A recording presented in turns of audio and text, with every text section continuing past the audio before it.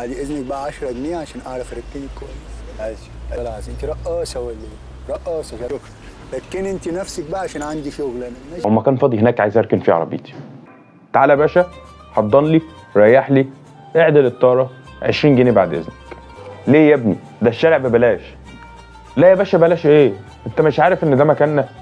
طب اسمع بقى يا نجم، عندك ترخيص ولا بتفرض على الناس رسوم بالعافيه بتبلطج عليهم وبتبتزهم من غير مبرر؟ انت عارف ان في ماده في القانون رقم 150 لسنه 2020 الخاص بتنظيم مهنه السايس وفرض رسوم غير قانونيه. يا باشا احنا بناكل عيش، مالناش دعوه بالقانون. تعالى بقى، تنظيم انتظار المركبات في الشارع، قانون رقم 150 لسنه 2020.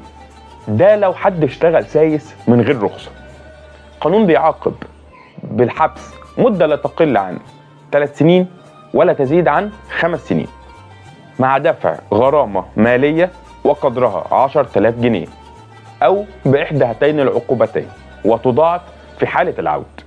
طيب لو انا طلعت رخصه، الشخص اللي معاه رخصه اللي هو السايس ده لو خالف القانون، ايه نفس العقوبه اللي هنا؟ جاء في نفس الماده 150 لسنه 2020 بيقول العقوبه مده لا تقل عن سنه ولا تزيد عن 3 سنوات، وبغرامه ماليه لا تزيد عن 5000 جنيه او باحدى هاتين العقوبتين.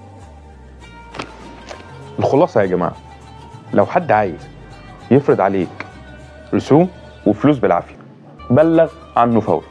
اشوفكم الحلقه الجايه، ويا رب القانون يكون في صالحكم. تصبحوا على خير. السلام عليكم.